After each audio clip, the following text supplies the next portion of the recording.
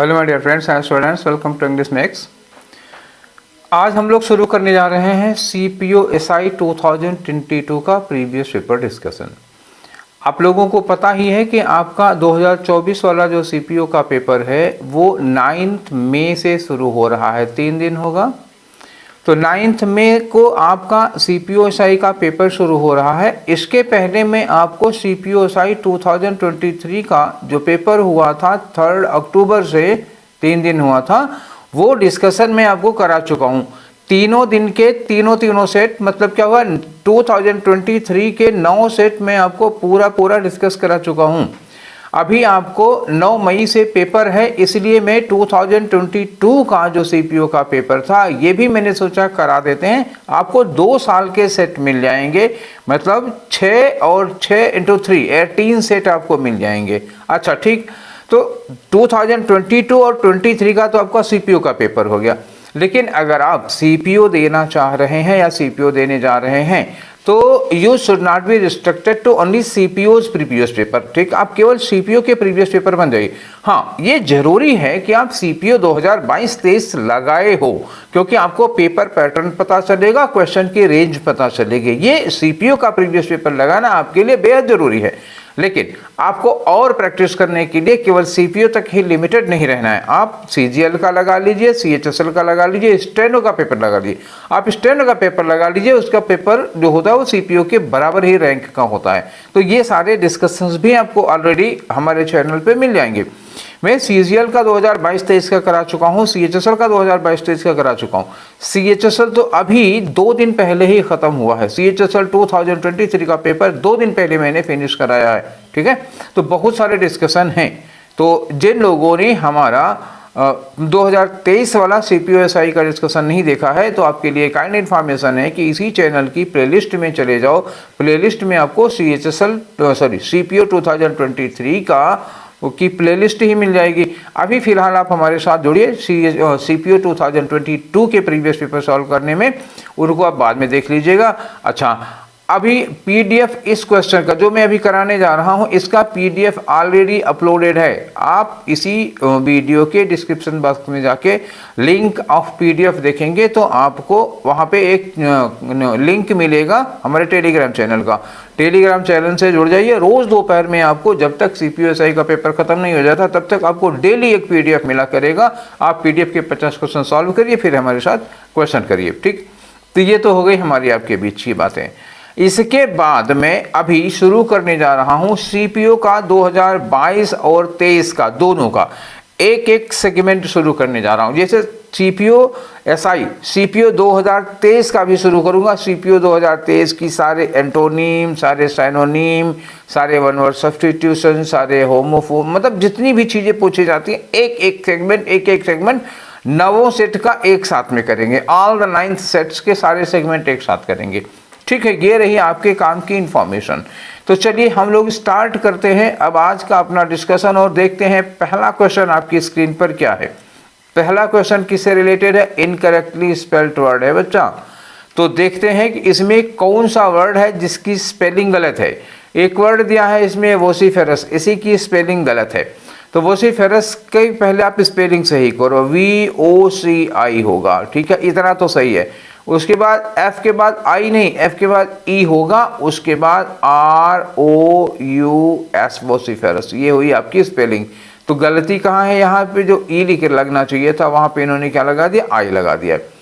अब आप चाहते होंगे कि इसकी मीनिंग क्या होगी, ये भी बता दें। तो वोसिफेरस की मीनिंग क्या होती है कि कोई ऐसा आदमी जो बहुत जोर शोर से बातें करता है, बहुत लाउड टॉक करता है और थोड़ा सा एंग्री वे में। क्या होगा? लाउड टॉक होगी और कैसी होगी? थोड़ी सी एंग्री वे में। ये होता है वोसिफेरस। मतलब एक तरह से ये समझ लो कि चिल्ला कर बातें करने वाला, बहुत लाउड आवाज में बातें करने वाला। ठीक है ना, बहुत हाई पिच में बातें करने वाला वोसिफेरस हो जाता है। चलिए, एक वर्ड दिया है एफ्लिक्शन, स्पेलिंग एकदम से सही है तो ये आंसर तो नहीं होगा। फिलहाल इसकी मीनिंग जान लीजिए। एफ्लिक्शन का मतलब होता है कोई वेदना, मनः संताप। एक वर्ड सुना है आपने, मनः संताप? नहीं सुना होगा। आपके मन में कोई कष्ट है, मतलब दांत दर्द कर रहा, पैर दर्द कर रहा, शरीर दर्द कर रहा, ये वाली बात नहीं होती। मनः संताप का मतलब एक इसके लिए सुटेबल वर्ड है अंग्रेजी में एगोनी। एगोनी का मतलब होता है आपको मानसिक रूप से कोई कष्ट है, मानसिक रूप से कोई पीड़ा है, वो एफ्लिक्शन होता है। एपिस्कोपल क्या होता है? एपिस्कोपल होता है बिशप। अब बिशप क्या होता है? जो सुने होंगे चर्च में एक बिशप होते हैं, ठीक है, वो मतलब चर्च में जो पादरियों का समूह होता है उसमें जो रैंक होती है ऊपर से नीचे की, बिशप, आर्क बिशप ऐसे होते हैं सब, तो ये चर्च से रिलेटेड वर्ड है और ये बिशप होते हैं। इनोक्यूअस का मतलब क्या होता है? हार्मलेस। इनोक्यूअस का क्या मतलब होगा? हार्मलेस। कोई ऐसा व्यक्ति या वस्तु या कोई कीड़े मकोड़े जीव जंतु जो किसी को कोई नुकसान नहीं पहुंचाते हैं, उन्हें क्या कहा जाता है? इनोक्यूअस कहा जाता है। तो ये 4 वर्ड थे। स्पेलिंग की मिस्टेक पूछी थी जिसमें पहले वाले की स्पेलिंग गलत थी, सही क्या होगा ये बता दिया और 4 वर्ड की आपको मीनिंग बता दिया। मुझे लगता है कि अब मेरा काम खत्म हो चुका, मुझे आगे बढ़ना चाहिए। तो आते हैं क्वेश्चन नंबर 2 पे। Question number 2 once more related to incorrectly spelled word. चलिए यहाँ देखते हैं। एक वर्ड दिया है मैनिपुलेट। मैनिपुलेट की स्पेलिंग तो सही लग रही है मुझे, कोई दिक्कत ही नहीं है। तो अगर ये सही है तो आंसर तो हो नहीं सकता। पोस्टुलेट की भी स्पेलिंग एकदम से सही है, यहाँ भी गलती नहीं है। स्टिपुलेट की स्पेलिंग गलत हो गई है और यही आपका आंसर होगा। कैलकुलेट की भी स्पेलिंग सही है। मीनिंग अभी एक मिनट बाद बताते हैं। पहले आप स्टिपुलेट की मीनिंग देखिए। स्टिपुलेट की मीनिंग में ये जो डबल पी लगा हुआ है तो डबल पी नहीं होता, there should be single P stipulate में, ठीक है। चलिए, तो एक पी नहीं होगा, लिखने कोई जरूरत नहीं, अब तो समझ ही गए हो ना। STIPU होना चाहिए, डबल पी नहीं होना चाहिए। तो मैनिपुलेट की मीनिंग क्या होगी? What do you mean by manipulate? तो सुना तो होगा आप लोगों ने, न्यूज़पेपर पढ़ते होगे, न्यूज़ देखते होगे, सुनते होगे, बहुत बार ये वर्ड सुनने को मिलता है कि ये हमारे स्पीच को, जैसे किसी व्यक्ति ने, किसी नेता ने कोई भाषण दिया, अब उसके विपक्ष वाले क्या करते हैं? उसके भाषण को तोड़ मरोड़ के, उल्टा पुल्टा सुलटा इधर उधर करके मैनिपुलेट करते हैं। मतलब उसके जितना उसने बोला था उसके पहले वाली जो बात बोली थी, पहले वाली बात काट देंगे, बाद वाली बात काट देंगे, जहाँ वो क्लियरेंस आता है, जहाँ डाउटफुल होगा, जहाँ से उसको घेरा जा सकता है, उतनी बात यूट्यूब पे खूब चलाते हैं। तो दिस इज कॉल्ड मैनिपुलेशन। इसको कहते हैं मैनिपुलेट। कभी सबूतों के साथ, साक्ष्यों के साथ मैनिपुलेट करते हैं, किसी के स्टेटमेंट के साथ मैनिपुलेट करते हैं, ये होता है। एक तरह से कह सकते हो छेड़छाड़ करना या उसको अपने ढंग से कस्टमाइज कर देना अपने फायदे के लिए, मैनिपुलेट करना हो जाता है।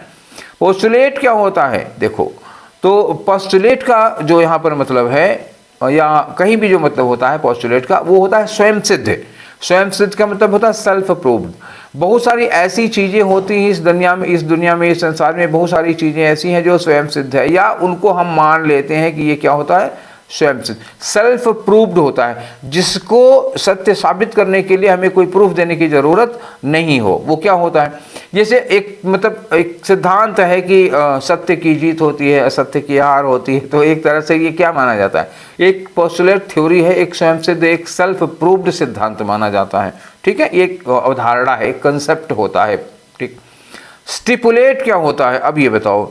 तो स्टिपुलेट का मतलब होता है प्री कंडीशनिंग। प्री कंडीशनिंग का मतलब क्या होता है? जैसे आप कोई बात कहनी है, उसकी ये प्री कंडीशन होनी चाहिए। जैसे बारिश होगी, इसकी प्री कंडीशन होनी चाहिए कि ह्यूमिडिटी इतनी ज़्यादा हो जाए, तो वही है। कोई कार्य होने के लिए जो प्री कंडीशंस या सिचुएशंस जरूरी है, उन्हीं को कहा जाता है प्री कंडीशनिंग। प्री कंडीशनिंग मतलब स्टिपुलेट करना, और कैलकुलेट करना बताने की ज़रूरत नहीं है, ठीक है। तो आपका आंसर 3 होगा। बाकी सारे वर्ड्स का हमने मतलब भी बता दिया, स्पेलिंग का भी आपको बता दिया, उसमें क्या स्पेलिंग की गलती थी ये भी बता दिया। आई थिंक अब हमको आगे बढ़ना चाहिए। तो क्वेश्चन नंबर 3 में आता है आपका साइनोनिम।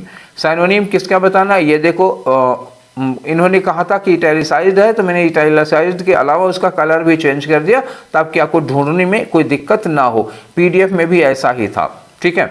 चलिए, रूइन का वैसे जनरली जो मतलब होता है वो होता है बर्बाद हो जाना, ठीक है। क्या हो जाना? बर्बाद हो जाना, ये रूइन होता है। चाहे खुद हो जाना, चाहे किसी को बर्बाद कर देना, दोनों सेंस में यूज किया जाता है ये, ठीक। अब यहाँ देख लेते हैं किस सेंस में ये यूज किया गया है। असल में लिखा है कि the smoke was bothering me, ठीक है। कहीं धुआं था, वो इनको बहुत परेशान कर रहा, बॉदर कर रहा था। And I did not want to ruin the party for all of you. और हाँ, तो कहीं पे ये लोग गए हैं, 4-6 लोग हैं, पार्टी मना रहे हैं, तो अंदर ही लोग मतलब पार्टी भी कर रहे हैं और क्या कहते हैं, सिगरेट वगैरह भी पी रहे होंगे। कमरा बंद रहा होगा, तो वहाँ पे किसी को दिक्कत हो रही होगी।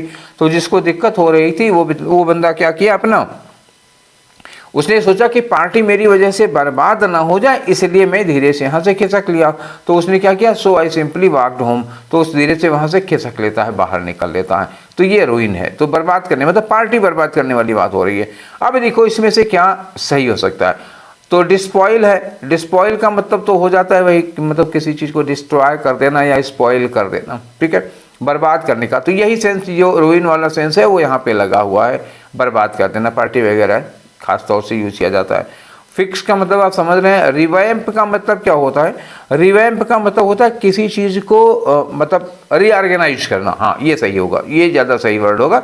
किसी चीज़ का पुनर्गठन करना या किसी चीज़ को रीऑर्गेनाइज करने के लिए हम लोग रिवैम्प यूज किया करते हैं, क्लियर। और रिकवर, रिकवर करीब करीब वैसा ही रिवैम्प है। रिकवर वैसे आप जानते भी हो, कोई लॉस हो जाता है उसको हम पूरा कर लेते हैं तो रिकवर कर लेते हैं। या पढ़ाई लिखाई में कहीं पिछड़ गए हैं, 2 दिन के लिए घर चले गए थे, छुट्टी हो गई थी, उसको फिर से हम कवर कर लेते हैं तो रिकवर कर लेने के लिए यूज़ किया जाता है, भरपाई कर लेना हो जाता है। फिलहाल यहाँ रूइन के सेंस में आपका डिस्पॉइल ही लग सकता है, क्लियर। तो हमारे 3 क्वेश्चन हो गए। अब हम लोग बढ़ते हैं अपने अगले क्वेश्चन में, क्वेश्चन नंबर 4। तो क्वेश्चन नंबर 4 में हमको क्या करना है, ये है वन वर्ड सब्स्टिट्यूशन से रिलेटेड क्वेश्चन ठीक। तो इसके लिए पहले आपको ये स्टेटमेंट तो पढ़ना ही पड़ेगा। तो स्टेटमेंट चलिए पढ़ते हैं। लिखा है showing astute powers of judgement, clever and judicious. एक ऐसा व्यक्ति जिसके अंदर बहुत एस्ट्यूट पावर है, किसकी, जजमेंट की। जो व्यक्ति बहुत क्लेवर है और जो बहुत जुडिशियस है। जुडिशियस का मतलब क्या होता है, बहुत सही फैसला लेना, सही गलत का निर्णय लेने में आदमी वो सक्षम है, योग्य है। और जजमेंट की एस्ट्यूट पावर है। एस्ट्यूट पावर जानते हो कब यूज किया जाता है, जब कोई व्यक्ति बहुत शार्प विटेड होता है। शार्प विटेड समझ रहे हो, शार्प विट मतलब क्या हुआ, विट होता है ना, बुद्धि, अक्ल इसको कहते हैं ना, किसी चीज़ को समझने की क्षमता। शार्प विट होता है आदमी, मतलब बहुत शार्प माइंडेड होता है, बुद्धि बहुत तेज होती है, ठीक है। तो उसको क्या कहेंगे, एक वर्ड में उसको हम कहते हैं श्रीवुड। श्रीवुड का सेम यही मतलब होता है जो एस्ट्यूट का होता है, ठीक। चलिए ये हो गया, आपको आंसर तो मिल गया। बाकी के जो 3 वर्ड हैं उनको भी जानना जरूरी है, बहुत अच्छे वर्ड हैं, किसी दिन एग्जाम में पूछे जाएंगे। एक वर्ड है श्रीक। तो श्रीक क्या होता है, खास तौर से ये चीखने के लिए लगता है। चीखना कौन, जैसे पक्षी वगैरह नहीं चीखते चिल्लाते हैं, जैसे कहीं डालवर पे चिड़िया उड़िया बैठी होती हैं, उस पर कोई सांप वगैरह आ जाता है या शेर वगैरह उधर से निकलता है, तो जो पक्षी हैं वो डर के चीखने लगते हैं, तो श्रीकना, वही श्रीकना नहीं, चीखना कहते हैं उसको, ठीक। एक वर्ड है स्विफ्ट। तो what do you mean by Swift, देखो स्विफ्ट एक क्रिश्चियनिटी का वर्ड होता है, चर्च से रिलेटेड वर्ड है। जैसे आप कोई अपराध किए, सपोज आपके अंदर अपराध बोध है, आपने कभी कोई गलती की है, तो उस गलती को क्या करने जाते हैं, चर्च में जाते हैं कन्फेस करने के लिए। देखो क्रिश्चियनिटी में है कि हम कन्फेस कर लेते हैं अपनी गलती को, अपने गुनाह को कबूल कर लेते हैं, गॉड के सामने कन्फेस करते हैं, माफ़ी मांगते हैं अपनी गलती के लिए। और जो पादरी है अगर आपको एक्विट कर देता है, एब्जॉल्व कर देता है, एब्जॉल्व का मतलब क्या हुआ, आपको दोष मुक्त कर देता है, आपको पाप मुक्त कर देता है, एब्जॉल्व हो गया, तो उसी को स्विफ्ट कहते हैं। मतलब चर्च में जाके अपने गुनाह के, मतलब गुनाह के लिए माफ़ी मांगना और चर्च के द्वारा, पादरी के द्वारा आपको माफ़ कर दिया जाना, this scenario is called Swift. Clear हो गया। अब आ जाओ स्ट्राइक। तो स्ट्राइक क्या होती है, स्ट्राइक एक तरह की बर्ड होती है, अ काइंड ऑफ बर्ड। और इसकी खासियत क्या होती है, होती तो छोटी सी है, गौरैया टाइप की, लेकिन ये अपने शिकार को कहीं खूंटी वगैरह में, खूंटी कहाँ पे मिलेगी उसको, कहीं कील वगैरह में, कांटे वगैरह में टांग के तब उसको खाती है, ऐसे ये इनकी खासियत होती है, इस तरह की एक वर्ड होती हैं। चलिए तो नेक्स्ट क्वेश्चन बढ़ते हैं, मुझे नहीं लगता कि अब इसमें कुछ और ज़रूरी रह गया है। तो 5वां क्वेश्चन किससे रिलेटेड है, एंटोनिम का रिलेटेड क्वेश्चन है। तो एंटोनिम किसका बताना है आपको, इम्यूलेट का बताना है। तो पहले आप इम्यूलेट का मतलब समझो, इसके बाद ही तो आगे बढ़ पाओगे ना। तो इम्यूलेट का क्या मतलब होता है, देखो इम्यूलेट का मतलब होता है जैसे आप किसी की कॉपी करके, किसी की नकल करके उसकी बराबरी कर लेते हैं, उसे आगे निकल जाते हैं। तो ये होता है कि टू सरपास, या आप कह सकते हो टू मैच, ठीक है, टू मैच या सरपास, मतलब आप किसी को मैच कर रहे हैं या किसी को सरपास कर रहे हैं, उससे आगे निकल जा रहे हैं, लेकिन कैसे, बाय इमिटेटिंग, उसकी नकल करके निकल जा रहे हैं, तो इमिटेट करना हो जाएगा। एक तरह से ये समझ लो, इम्यूलेट का मतलब सीधा सा ये हो गया, इमिटेट करना, बस ये समझो। अब मैच करना, सरपास करना दूसरी बात होगी, मेन है इमिटेट करना। अब एक आया इसमें रेस्पेक्ट, ठीक है, एंटोनिम बताना है, याद रखिएगा। रेस्पेक्ट करना, रेस्पेक्ट सम्मान करना होता है, एक नेग्लेक्ट करना होता है। हाँ, अगर आप किसी को इमिटेट करते हो तो उसको फॉलो करोगे, कॉपी करोगे, ठीक है, इग्नोर तो नहीं करोगे। तो नेग्लेक्ट करना इसका एंटोनिम हो सकता है। स्पॉइल्ड का मतलब क्या होता है? स्पॉइल्ड मतलब वही रुइन कर देना, बर्बाद करने के सेंस में यूज किया जाता है, तो ये काम का नहीं है। बैस का मतलब होता है, जैसे होता है ना, टकरा देना या मतलब प्रहार करना, अटैक करना, ठीक है। जैसे मतलब ईंटा लिए, जैसे किसी को के ऊपर आपको गुस्सा लगी है, आपने एक ईंट उठाई और दे मारा उसके सर पे एक ईंट, तो इसी को कहते हैं bash. He bashed a piece of stone on his head, उसने उसके सर पर एक ईंट दे मारी, तो वही बैस है, ठीक है। तो ये अटैक करने के लिए यूज किया जाता है। फिलहाल यहाँ पे इम्यूलेट के लिए और कोई वर्ड, नेग्लेक्ट के अलावा और कोई एंटोनिम वर्ड मिल नहीं रहा, तो आपका आंसर कौन सा हो गया? सेकेंड वाला हो गया। चलिए आगे बढ़ते हैं। अगला क्वेश्चन है आपका क्वेश्चन नंबर 6। ये फिर से किससे रिलेटेड है? वन वर्ड सब्स्टिट्यूशन है। तो स्टेटमेंट पढ़िए, लिखा one who does a thing या फॉर प्लेजर, कोई आदमी जो किसी काम को करता है किसके लिए? फॉर प्लेजर करता है, नॉट एज अ प्रोफेशन, मतलब ये उसका प्रोफेशन नहीं है, या मतलब ये उसका धंधा नहीं है, वो शौक के लिए करता है। अच्छा, इसके पहले भी CHSL वाले में भी हम ये क्वेश्चन कई बार करा चुके हैं, और जो 2022 का 2023 का जो CPO का पेपर था, उसमें भी ये वर्ड कई बार आया है। मतलब ये SSC का बड़ा ही फेवरेट वर्ड है, अमेचर। अमेचर का मतलब होता है जब आप कोई काम शौक से करते हैं, पैसे के लिए नहीं करते हैं। सपोज एग्जाम्पल के लिए, यही एग्जाम्पल मैं हर बार देता हूँ। सपोज कोई आदमी गिटार बजाता है, एक आदमी गिटार बजाता है कंसर्ट्स में, ऑर्केस्ट्रा में, वो गिटार बजाने का पैसा लेता है, और एक आदमी क्या होता है, वो गिटार बजाते है अपने शौक से। शाम को बारिश हो रही है, एक कप चाय रखा, मूड बना, और अब खिड़की पे बैठ के गिटार बजाया, 1-2 घंटा बजाया, उसको सुकून मिला, रख दिया गिटार, उसके लिए पैसा नहीं चाहिए उसको।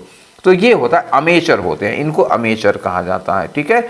और अगर पैसे के लिए बजाएगा तो प्रोफेशनल कहा जाएगा, ठीक। ये प्रोफेशनल क्या हो जाता है? उसका एंटोनिम हो जाता है इसका। तो ये अमेचर हो गया। परफॉर्मर आप समझ रहे हो किसको कहते हैं? एस्थेटिक का मतलब क्या होता है?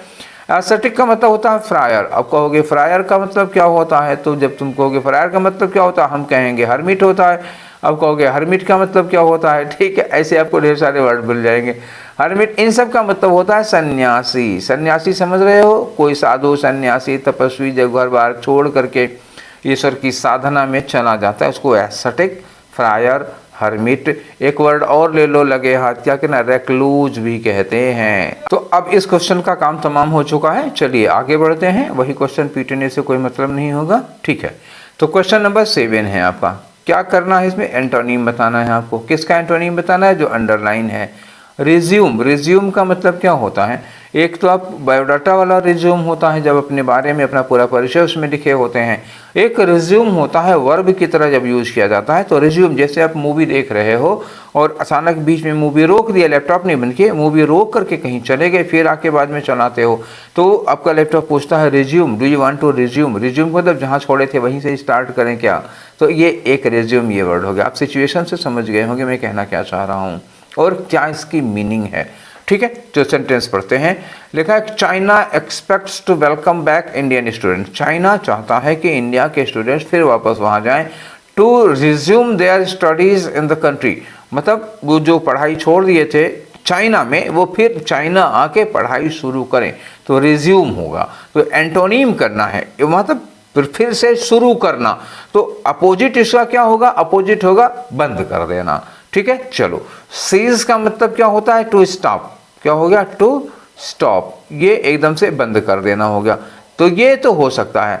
उसर का मतलब क्या होता है? स्टार्ट करना। श्री गणेश, एक वर्ड सुना होगा ना, श्री गणेश करना, किसी काम का, शुभ काम की शुरुआत होती है, उसर कहा जाता है। फिलहाल ये क्या हो जाएगा आपका? साइनोनिम हो जाएगा। प्रिज्यूम भी वही होगा कि किसी चीज को शुरू कर लिया।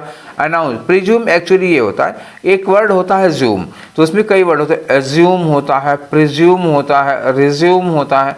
तो ये जो प्रिज्यूम है तो पूर्व, मतलब एक तरह से प्री कंसेप्ट है, किसी चीज को हम पहले से मान लेते हैं, प्रिज्यूम कर लेते हैं, पहले से एज्यूम कर लेते हैं, तो वो प्रिज्यूम हो जाएगा। अनाउंस करना आप समझ ही रहे हो, तो किसी चीज की घोषणा करना, डिक्लेयर करना, ये हो जाएगा।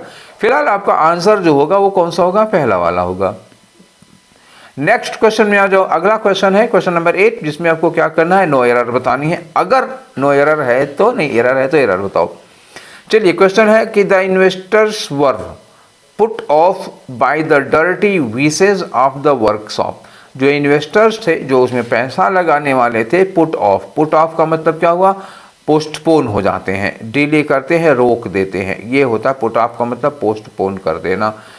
ठीक है, कैसे पुट ऑफ, कैसे वो रुक गए, by the dirty vices of the workshop. Vices का मतलब क्या होता है, फेस। जो वर्कशॉप है, वर्कशॉप का जो डर्टी फेस है, ये देख करके वो रुक जाते हैं। तो 8 नंबर में मुझे फिलहाल कोई एरर नहीं आ रही है, तो इसमें क्या हो जाएगा, नो एरर का क्वेश्चन हो जाएगा ये। ठीक है, अब आगे बढ़ जाओ। क्वेश्चन नंबर 9 में देखो क्या है। 9 में फिर वही इनकरेक्टली स्पेल्ड वर्ड है। तो देखो, एक है एब्सिशन है, और एक है एब्स्ट्रूज है, एक है इंसीजन है, और एक है अबाइसल है। तो बताओ इसमें से किसकी स्पेलिंग गलत है। तो इसमें जो पहला वर्ड दिया है ना, एब्सिजन, यही गलत है, इसी की स्पेलिंग गलत है। एक्चुअली इसकी सही स्पेलिंग क्या होगी, ABSCI, ये होता है एब्सिजन। बाकी सही है SSION, एब्सिजन। एब्सिजन का मतलब जानते हो क्या होता है, एब्सिजन होता है जैसे इस समय जो मौसम चल रहा है, पतझड़ का मौसम चल रहा है। तो पतझड़ के मौसम में क्या होता है कि पेड़ों के पत्ते सूख जाते हैं, कोई भी पार्ट, चाहे पत्ता हो, फूल हो, फल हो, या कोई टहनी हो सकती है, जो सूख के ड्राई होकर के टूट के गिर जाती है, उसको एब्सिजन कहा जाता है। ठीक, मीनिंग समझ में आ गई। उतना लिखने की ज़रूरत है, उतना लिखोगे तो पूरा जगह भर जाएगी। एब्सिजन का मैंने आपको मतलब बता दिया, यही आपका आंसर हो गया। इसकी स्पेलिंग गलत थी, क्या गलती थी वो भी मैंने बता दी। एब्स्ट्रूज का मतलब क्या होता है, anything that is difficult to understand, कोई ऐसी चीज जिसको समझने में बहुत कठिनाई होती है, वो डिफिकल्ट टू अंडरस्टैंड। इंसीजन का मतलब क्या होता है, इंसीजन होता है सर्जिकल कट।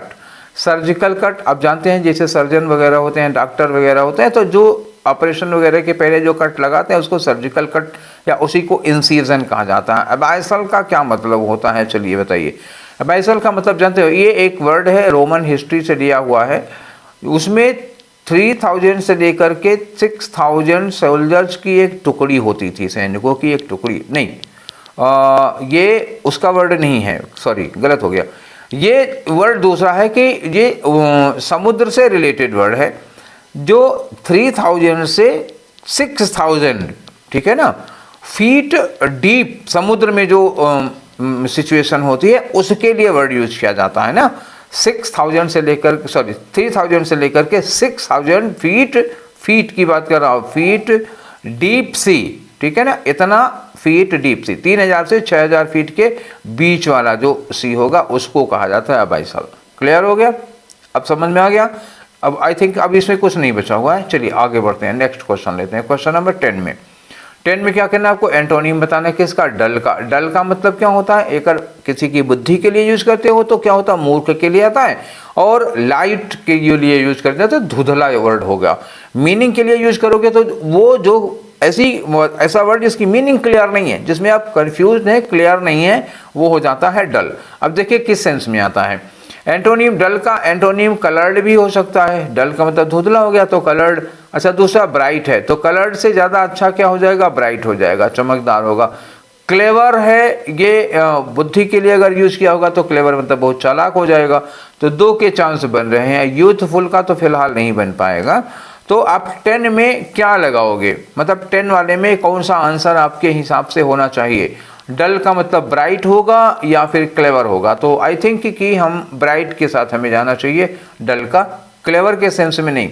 ठीक है, क्योंकि क्लेवर का मतलब भी, हालांकि डल का मतलब भी होता है हालांकि मूर्ख, ठीक है, और मूर्ख का अपोजिट जब हम लगाते तो हम वहाँ पे बुद्धिमान लगाते।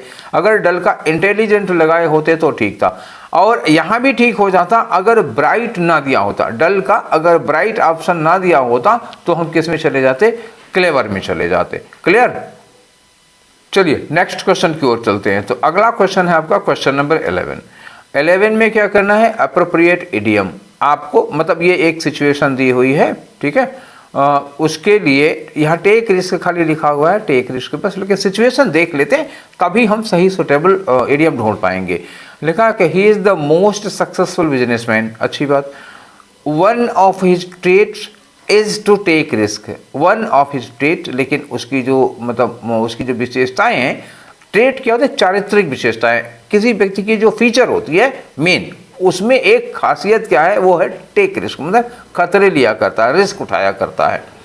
तो खतरे उठाने के लिए क्या होगा, throw Kasan to the wind एक होता है, मतलब सावधानी को अब ताक पर रख दे रहे हैं, सावधानी को एक किनारे रख दे रहे हैं, ठीक है। अब इसको ऐसे भी कह सकते हो कि आप हाईवे पर गाड़ी चला रहे हैं और हेलमेट नहीं लगाए हुए हैं और जिगजैग मोशन में गाड़ी चला रहे हैं, तो उसको कहते हैं थ्रो कासल टू विंड, और यही होता है खतरा उठाना, ठीक है। तो ये हमारा आंसर हो सकता है, लेकिन हम थोड़ा और देखेंगे।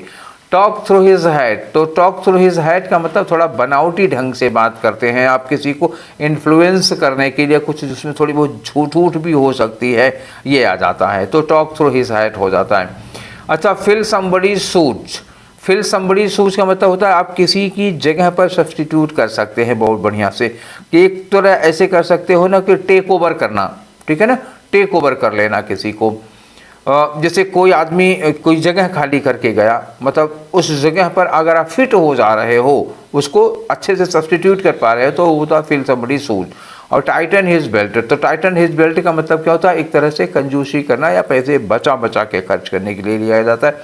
स्पेंड लेस मनी, अगर आप कमर कस रहे, यहाँ मतलब बेल्ट को कस रहे हैं, तो बेल्ट पहले देखो पैसे लोग कहाँ रखते थे, पहले कमर में ही एक मतलब धोती में ही ये तो थोड़ा सा बना रहता था, उसी में वो लोग पैसे रखते थे। तो अगर उसको टाइट कर दे रहे हैं, इसका मतलब पैसे कम कर खर्च करेंगे, मतलब क्या होगा, टू स्पेंड लेस मनी, ठीक है ना, ये हो जाता था कमर कसने को।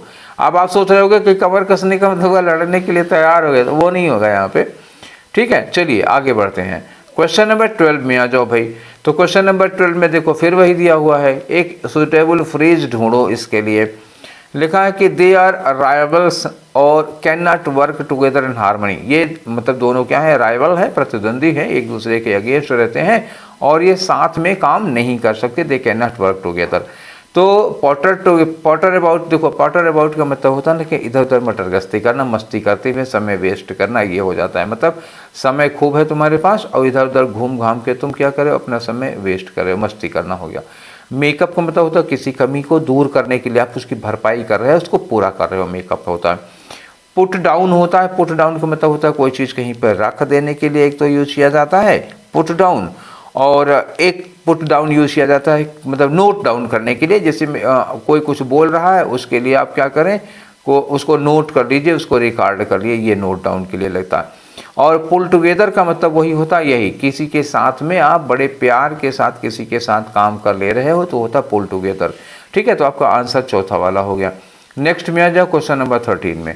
13 में क्या करना है, यही इडियम दिया हुआ है, तो इसके लिए एक सिचुएशन दी हुई है, एक इडियम दिया हुआ है कटिंग कार्नर्स। तो कटिंग कार्नर्स के लिए आप सुटेबल मीनिंग बताओ। तो कटिंग कार्नर ये बहुत फेवरेट है, एसएससी में बहुत बार पूछा गया है, 2023 में तो एकदम स्टार इडियम रहा है, ये बहुत बार पूछा गया।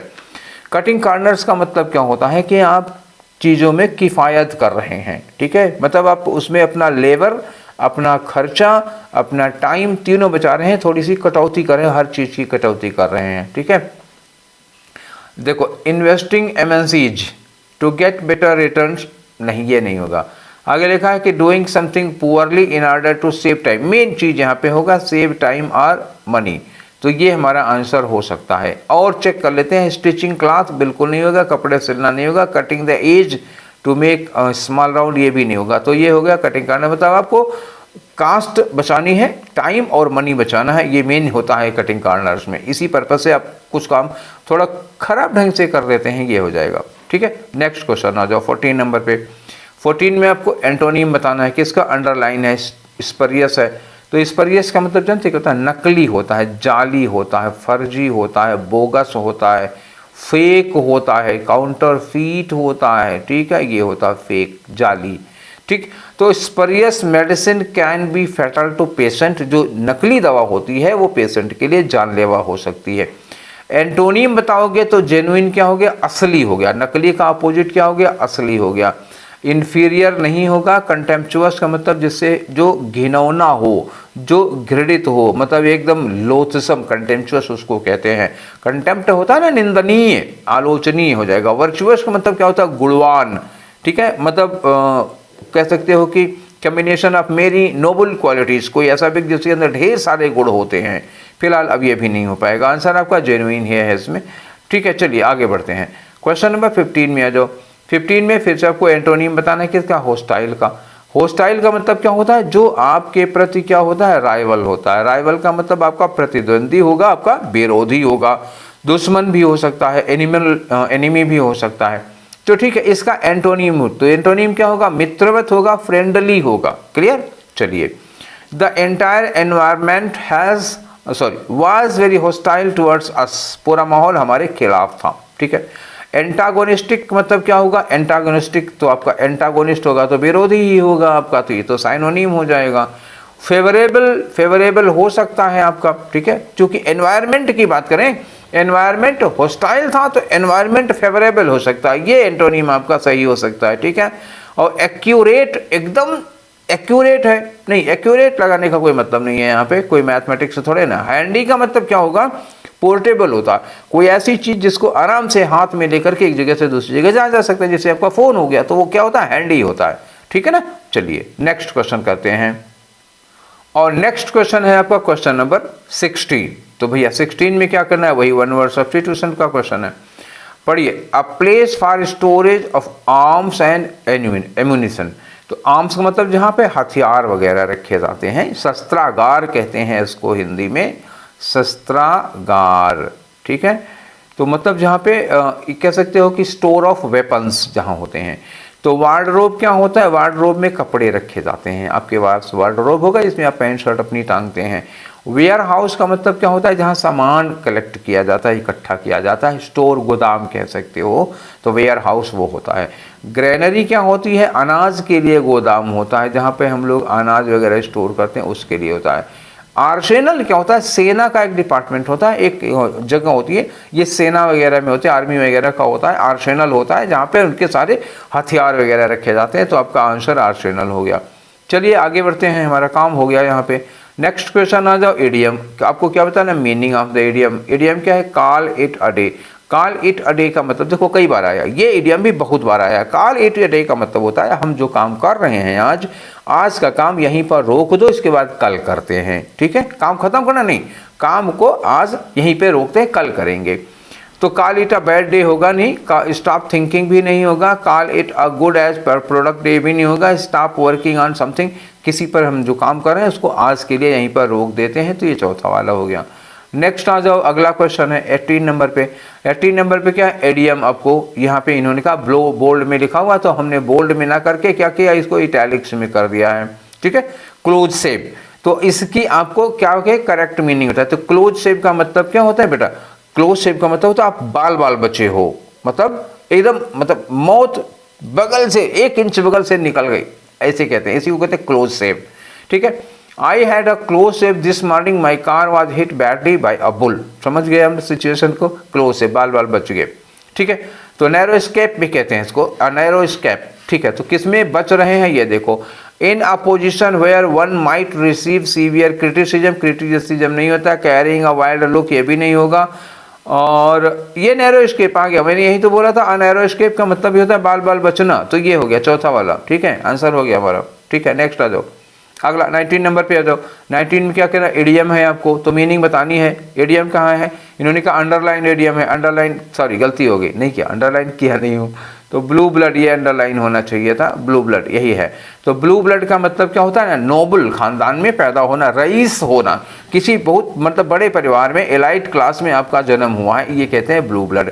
अच्छा, अगर हम कहते हैं बैड ब्लड, तो बैड ब्लड का मतलब दुश्मनी हो जाएगी, तो ब्लू ब्लड का मतलब आपको मैंने बता दिया। चलिए छोड़िए, a person middle class family से बिलोंग करता हुआ नहीं होगा, वो ऑनेस्ट फैमिली से भी कोई मतलब नहीं है, पुअर फैमिली का भी नहीं होगा, क्या है, टू अ हाई फैमिली, हाँ उच्च वर्ग, हाई क्लास मतलब नोबल एलाइट क्लास से वो बिलोंग करता है, एरिस्टोक्रेटिक पर्सन होता है। ठीक है, ऊंचे खानदान में जन्म हुआ, उसको ब्लू ब्लड कहा जाता है। आगे आ जाओ, नेक्स्ट में 20 में आ जाओ भाई। 20 में क्या है, आपको एडियम फिर से दिया हुआ है, तो अप्रोप्रिएट मीनिंग बताओ एडियम की। लिखा है कि to make matters worse. To make matters worse का मतलब क्या होता है, सिचुएशन को और बदतर कर देना। ठीक है ना, चलिए तो मीनिंग लो। लिखा है कि no matter can become worse, ये होगा ही नहीं। Sometimes situation can become worse, नहीं, मेक द सिचुएशन, हाँ मेक मैटर्स वर्स मतलब क्या होगा, मेक सिचुएशन वर्स। ठीक है, मैटर्स कैन बी वर्स नहीं, मेक सिचुएशन, किसी सिचुएशन को बदतर कर देना और बुरी हालत में कर देना।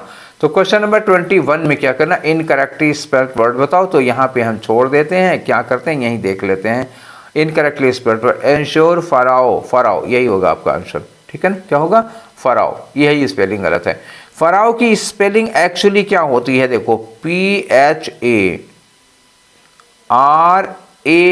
उसके बाद OH होगा, गलती क्या हो गई, R के बाद A लगना चाहिए था, उसके बाद OH लगना चाहिए था, फराओ। फराओ कौन होता है, मिस्र में पिरामिड्स जो हैं, तो पिरामिडों में मतलब पिरामिड क्या होता है, मिस्र के राजाओं की कब्रें हैं। तो मिस्र में, मिस्र की सभ्यता पढ़े होंगे कि मिस्र में जो राजा हुआ करते थे पुराने ज़माने में, उनको फराओ कहा जाता है। और उन्होंने मतलब गॉड का, मतलब सभी लोग गॉड का आदमी माना जाता है, तो मिस्र में राजा को गॉड ही समझ लो मानते थे, वो हो गया। एंश्योर की स्पेलिंग आपको पता है, स्ट्रेटजी की भी पता है, फुलफिलमेंट मतलब मीनिंग सबकी पता है, आसान से वर्ड हैं ये, बाकी सबकी स्पेलिंग सही है, केवल फराओ की गलत थी, तो आपका आंसर ये हो गया। अगर आपको ना पता रहा हो फराओ कौन है तो मैंने बता दिया आपको, बाकी वर्ड तुम्हें समझता हूँ आपको पता ही होंगे। नेक्स्ट क्वेश्चन आ जाओ 22 में क्या करना है, इन्होंने कहा कुछ आंसर अंडरलाइन किया है कुछ पोर्शन को, उसको कह रहे हैं कि सब्सटीट्यूट करो, यहाँ पे कोई गलती है, ठीक है। आ जाओ एंटोनियो स्ट्राडिवरी, ठीक है ना, एंटोनियो स्ट्रैडिवरी वाज एन इटालियन, ये एक इटालियन थे। हु इज, अब देखो अगर ये इटालियन थे तो हु इज तो होगा नहीं, हु वाज होगा। बीइंग मेड वंडरफुल वायलिन्स, जो बहुत बढ़िया बहुत खूबसूरत बड़ी सुंदर सुंदर वायलिन बनाया करते थे, तो वो बनाते थे। तो who is being made, who co passive voice क्यों करोगे भाई, हु मेड करो, और इज भी हटाओ यहाँ से, हु मेड वंडरफुल वायलिन, जो बढ़िया बहुत अच्छी अच्छी वायलिन बनाया करते थे। तो हु मेड वंडरफुल वायलिन्स, ये ठीक है आपका, यही लगा लो आपके। हु हैव में, देखो बात आई ना ये पास्ट में है, तो भाई हम यहाँ पे ना हैव लगाएंगे ना एज लगाएंगे, और मेक्स भी प्रेजेंट में आ जाएगा। अगर वो थे तो है में कैसे प्रेजेंट में बना सकते हैं भाई, ठीक है। नेक्स्ट क्वेश्चन करो 23 में फिर वही दैट कैन सब्सटीट्यूट, इतना अंडरलाइन किया हुआ है, तो इतने में कोई गलती मिल जाए तो देखते हैं। I enjoy to be laugh at my little brother, तो आई एंजॉय, देखो एंजॉय के बाद टू बी नहीं लगता, बहुत सारी वर्ब्स ऐसी हैं, जैसे उसमें एक है एंजॉय, ठीक है, एंजॉय है, स्टॉप है, फिनिश है, ठीक है, और अवॉइड है, ऐसी बहुत सारी वर्ब्स हैं जिनके बाद हम वर्ब की आईएनजी फॉर्म लगाते हैं, टू नहीं लगाते हैं। तो क्या करोगे आप, लॉफिंग, क्या करोगे, आई एंजॉय लॉफिंग, तो I enjoy laughing, enjoy laughing ये होगा, आई एंजॉय लाफिंग एट, ठीक है। यहाँ एंजॉय के बाद लाफ्ड लिखा है, यहाँ एंजॉय के बाद टू लाफिंग लिखा है, गलत हो जाएगा, एंजॉय के बाद लाफिंग यहाँ पे लिखा हुआ है, लेकिन आई हैव के साथ एंजॉय लिखा हुआ है, तो हैव के साथ वर्ब की थर्ड फॉर्म होनी चाहिए, इसलिए गलत हो जाएगा, ठीक है। तो एक ही ऑप्शन आपके पास बच रहा, I enjoy laughing at my little brother, clear हो गया, ठीक है। चलिए आगे चलते हैं, क्वेश्चन नंबर 24, इसमें क्या करना है, एरर निकालनी है आपको, पढ़िए देखते हैं। लिखा है psychology has been defined the scientific study of human psyche and behaviour, तो डिफाइंड क्या होता है, जिस हम किसी को किसी रूप में डिफाइन करते हैं तो उसके बाद क्या लगाते हैं, एज लगाते हैं। तो psychology has been defined as the scientific study of human, तो जहाँ डिफाइंड है, कहाँ है डिफाइंड, देखिए ये जरा ये वाला डिफाइंड क्या होता है, ये पहला वाला आपका आंसर हो गया। नेक्स्ट में आ जाओ बच्चा लोग 25, तो हम हाफ पे आ गए। तो 25 में क्या है, देखो इनकरेक्टली स्पेल्ड वर्ड, कहाँ से, तो इसमें पूरा हम नहीं देखते हैं, फिर कहाँ ढूंढ लेते हैं, यहाँ ढूंढ लेते हैं। एड्रेस सही है, डिस्कवर्ड सही है, कैंपेन्स गलत हो गया, कैंपेन्स गलत हो गया, डिमॉन्स्ट्रेशंस ये भी सही है। कैंपेन में एक्चुअली गलती जानते हैं क्या है, तो कैंपेन में ये जो ई लगा दिया इन्होंने, यही नहीं होना चाहिए था, ठीक है। सीधा सीधा CAMPAIGN ये कैंपेन की स्पेलिंग होती है, उसमें सीधे एस लगा देते, ई लगाने की कोई ज़रूरत नहीं थी, कैंपेन होता है, अभियान होता है। तो आंसर आपको समझ में आ गया होगा, ये वाला होगा। नेक्स्ट आ जाओ क्वेश्चन नंबर 26 में क्या करना है, एंटोनिम बताना है किसका, स्कैंटी। स्कैंटी का मतलब क्या होता है ना, जो किसी चीज़ की कमी होती है, कहीं पर अभाव होता है, कहीं पर किसी चीज़ का लैक कह सकते हो, वो लैक है, वांट है, डर्थ है, स्कार्सिटी है, ठीक है, डेफिशिएंसी है, ये सब होते हैं। अधिक कमी मतलब कमी या अभाव के लिए लगेगा। एंटोनिम क्या होगा, अधिकता होगी, तो अधिकता के लिए क्या लगाओगे आप, एबेंडेंट का मतलब होता है प्रचुरता, किसी चीज़ की अधिकता, प्लेंटी हो जाएगा, एक्सेस हो जाएगा, ठीक है ना, तो ये अबंडेंट होगा। तो एंटोनिम आपका अबंडेंट हो गया। और वर्ड जानना चाहते हो तो लो बता देते हैं। तो एक्सपेडिएंट का क्या मतलब होता है, एक्सपेडिएंट का मतलब होता है हेल्पफुल किसी काम को करने में। लेकिन एक बात याद रखिए कि जो काम होगा ना वो मॉरल रूप से अच्छा नहीं होगा, मतलब कुछ कुछ गलत काम है, कुछ इमोरल, जिसमें मतलब ये कह लो कि कुछ बुरा काम करने में जो हेल्पफुल होता है उसको एक्सपेडिएंट कहा जाता है। पाल्ट्री अभाव के सेंस में आएगा, तुच्छ होता है, मतलब लेस इंपॉर्टेंट कह सकते हो, something that is less important paltry होता है, मामूली कह सकते हो ना, मामूली सी बात पे पाल्ट्री इशूज कह सकते हो, ट्राइवियल कह सकते हो, ट्रफल कह सकते हो इसको। अच्छा, नास्टी का मतलब वेरी बैड होता है, कोई भी चीज़ क्या होगी, वेरी बैड, उसी को हम नास्टी कह देते हैं। आंसर आपका क्या होगा, अबंडेंट हो गया। आगे चलो 27 में, 27 में वन वर्ड सब्स्टिट्यूशन है, किसका है, देखो, इवोकिंग अ कीन सेंस ऑफ सैडनेस या रिग्रेट, कोई ऐसी चीज़ जो आपके अंदर बड़ा ही मतलब रिग्रेट या सैडनेस की बड़ा कीन सेंस डेवलप कर दे, तो उसको क्या कहते हो, पंजेंट कहते हो कि पोइग्नेंट कहते हो कि इम्पैक्टफुल कहोगे या अनअफेक्टिंग। तो अनअफेक्टिंग जो कोई प्रभाव ही ना पैदा करे, इम्पैक्टफुल होता जो किसी पर बहुत अच्छा असर डालता है। लेकिन यहाँ पे क्या है, इन्होंने सैडनेस का होना चाहिए, तो फिर क्या आने चाहिए उसमें आंसर, उसमें होगा फिर पोइग्नेंट, मेन जो वर्ड होगा इसका क्या होगा, पोइग्नेंट। क्योंकि पंजेंट में आ जाओगे ना, तो पंजेंट की मतलब जानते हो क्या होता है, ये होता है बहुत तीखी गंध। कहीं मतलब बरसात के समय में कहीं कूड़े का ढेर लगा हो और गाड़ी, कूड़े वाली गाड़ी कूड़ा उठा के ले गई हो, उसके बाद वहाँ से जो आती है गंध, तो वो समझ लो। या जब हाई स्कूल इंटर में रहे होगे, कभी एसिड बनाया होगा ना, तो एसिड बनाया होगा तो उस समय ऐसी महक आती है, वो पंजेंट होता है। फिलहाल आंसर पोइग्नेंट होगा यहाँ पे। नेक्स्ट क्वेश्चन में आ जाओ 28 में, इसमें क्या करना है आपको, एंटोनिम बताना है, किसका, एस्पेरिटी का है, ठीक है ना। तो एस्पेरिटी का मतलब क्या होता है, तो पहले ये बताओ। एस्पेरिटी का मतलब होता है ना कि कोई चीज़ जो बहुत हार्श होती है, हार्श का मतलब क्या कह सकते हो, बहुत कटु हो सकता है, कर्कश हो सकता है, जो सुनने में कड़वा लगे वो हो सकता है। अब विरिलिटी क्या होती है, तो विरिलिटी का मतलब जानते हो क्या होता है, एक तरह से कह सकते हो मैनलीनेस। मैनलीनेस मतलब क्या होता है, माचो, वर्ड सुना है माचो, ठीक है, माचो मतलब मर्दाना, मतलब फुल ऑफ एनर्जी और फुल ऑफ पावर, ये होता है, मतलब बड़ा ताकतवर, एकदम पहलवान टाइप का वो जो गुण होता है उसको विरिलिटी या माचोनेस या मैनलीनेस कहते हैं। सिविलिटी का मतलब क्या होता है, सिविलिटी का मतलब बहुत सिविल, मतलब बहुत ही मतलब बहुत सिंपल और बहुत साधारण। तो हार्श का अपोजिट हम सिविलिटी तो ले सकते हैं, ठीक है, ये हमारा बढ़िया बन रहा है। वो नेगेटिव वर्ड जा रहा है, ये बढ़िया वर्ड जा रहा है। और एक्रेडिटी का क्या मतलब होता है, व्हाट डू यू मीन एक्रेडिटी, तो एक्रेडिटी जानते क्या होता है, एक्सट्रीम बिटरनेस। एक्सट्रीम बिटरनेस का मतलब क्या हुआ, मतलब बहुत ही ज़्यादा कड़वाहट भाई किसी चीज़ की, तो ये तो साइनोनिम में जा सकता है, हार्श के सेंस में आ सकता है, तो साइनोनिम बन जाएगा। क्यूरियसिटी क्या होता है, उत्सुकता होती है किसी चीज़ की, आपके अंदर जिज्ञासा, कुछ जानने के लिए आप उत्सुक है। तो फिलहाल अब ये सिविलिटी के अलावा कोई चांस नहीं बच रहा है लगाने के लिए, तो सिविलिटी लगा दो, सज्जनता हो जाती है, ठीक है ना। चलिए नेक्स्ट क्वेश्चन आपका आता है एंटोनिम, किसका एंटोनिम बताना है, अंडरलाइन किया हुआ है स्प्राई, ठीक है। अब स्प्राई का क्या मतलब होता है ये हमको बताइए, तो बताएं आपको।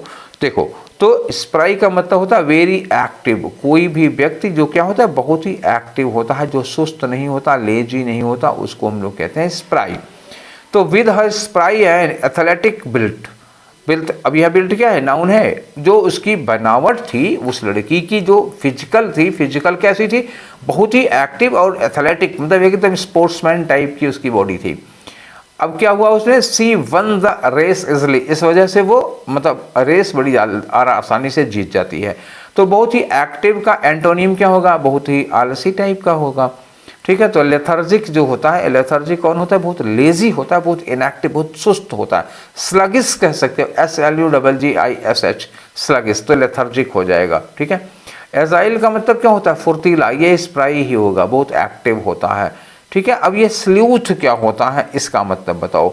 तो स्ल्यूथ जानते हो क्या होता है, ये डिटेक्टिव होते हैं। डिटेक्टिव जानते हो, जो उसमें जासूसी फिल्मों में या जासूसी उपन्यासों में जो जासूसी का काम करते हैं, अपराध का पता लगाते हैं, जैसे CID वाले करते हैं, CBI वाले करते हैं, तो डिटेक्टिव होता है। वर्कोहलिक का मतलब क्या होता है, एक ऐसा आदमी होता है जिसको काम करने की बीमारी होती है, बहुत काम करता है ये, ठीक है, रात दिन। आलसी तो ये हो नहीं सकता, फिर तो एक ही ऑप्शन बच रहा है आपके पास, लेथर्जिक, ठीक है। नेक्स्ट या जो 30 में क्या करना है आपको, देखो एंटोनियम बताना है किसका, डिप्लीट का। डिप्लीट वर्ड सुना होगा, एनवायरनमेंट पढ़ा होगा, इकोलॉजी पढ़ी होगी तो पढ़ा होगा, आपने पढ़ा होगा कि वाटर डिप्लीट हो रहा है, अंडरग्राउंड वाटर डिप्लीट हो रहा है, और बहुत सारे नेचुरल रिसोर्सेज हैं जैसे मिनरल्स हैं डिप्लीट हो रहे हैं। तो डिप्लीट का मतलब क्या होता है, धीरे धीरे चीज़ों का ख़त्म होता जाना, यूज्ड अप हो जाना, हम इतना यूज कर लिए कि वो ख़त्म हो गया, वो चुक गया जिसको कहते हैं ना। हाँ, तो डिप्लीशन का आप एंटोनिम ढूंढ के दो। तो इसमें रिस्टोर करना मतलब क्या होता है, जो चीज़ आपने ख़त्म कर दी है उसको फिर से वापस ले लेते हैं। तो रिस्टोर जो होता है एंटोनिम हो सकता है, ओल्ड मतलब पुराना होगा, ये उसका एंटोनिम नहीं होगा, हाई भी नहीं होगा, फैंसी काल्पनिक होगा, ये भी नहीं होगा। तो रिस्टोर ही हमारा आंसर होगा। नेक्स्ट में आ जाओ 31 में। 31 में क्या है, appropriate meaning of the idiom. Idiom क्या है, heart and soul. Heart and soul का मतलब क्या होता है, पूरी शिद्दत, पूरी मेहनत, ये हो जाता है ना, पूरी ईमानदारी, ये कह सकते हो हार्ट एंड सोल। ठीक है, बेसिकली ये यूज़ किया जाता है कि आप पूरी एड़ी चोटी का जोर लगा देते हैं, आपके पास जितनी ताकत है पर सारी ताकत झोंक देते हैं। पहले दिया विद कंप्लीट ऑनेस्टी, तो ठीक है इसको हम रिजर्व करके रख लेते हैं, अगर कोई और ऑप्शन नहीं मिलता मेहनत वाला तो ये लगा देंगे। फ्रंट टू फ्रंट नहीं होगा, with all the effort you can put, वो सारी मेहनत जो आप लगा सकते हैं उसके साथ, ये ज़्यादा सूटेबल है, फिर ये नहीं हो पाएगा। फीलिंग सिंपैथिक फॉर समबडी, ये भी बिल्कुल नहीं हो, तो ये कौन सा होगा, थर्ड वाला। पूरी एनर्जी, पूरी ताकत आपने लगा दी। 32 में आओ, 32 में एरर निकालनी है। चलो पढ़ते हैं। It is nothing else than, बेटा एल्स के साथ द नहीं लगता, इस एल्स के साथ क्या लगता है, बट लगता है। देखो के अलावा इसके लिए हम लोग दो चीज़ यूज करते हैं, एल्स बट यूज करोगे या आप अदर के साथ दैन यूज करोगे, एल्स बट या अदर दैन, ये दोनों चीज़ें लगती हैं, या एक्सेप्ट यूज कर लो, बिसाइड्स यूज कर लो। तो एल्स के साथ दैन नहीं लगता, एल्स बट लगता है। गलती कहाँ हो गई, आपके पहले वाले में गलती हो गई, खत्म कहानी, आगे बढ़ो। आगे है 33, इसमें क्या करना है, वन वर्ड सब्स्टिट्यूशन। सेंटेंस क्या, प्रॉफिटेबल, पहली बात आ गई। यील्डिंग फाइनेंशियल गेन, कोई चीज़ प्रॉफिटेबल है जिसमें आपको आर्थिक लाभ मिलता है, तो उसको क्या कहते हो, ल्यूक्रेटिव। ल्यूक्रेटिव मार्केट होती है, इकोनॉमिक्स में पढ़ा होगा, ल्यूक्रेटिव मार्केट मतलब एक ऐसी मार्केट जहां आपको फ़ायदा होता है, ल्यूक्रेटिव बिजनेस होता है, ठीक है, जो फाइनेंशियल लाभ के लिए होता है। अब एक ऑप्शन है ल्यूडिक्रस, तो what do you mean by ludicrous, आप ये बताओ। तो ल्यूडिक्रस का मतलब क्या होता है, बहुत ही सिली या रिडिक्यूलस होता है, ठीक, कौन क्या, बहुत ही सिली मतलब बहुत ही मूर्खतापूर्ण, या रिडिक्यूलस कह सकते हो, हास्यास्पद होता है कोई, तो उसको कह सकते हो।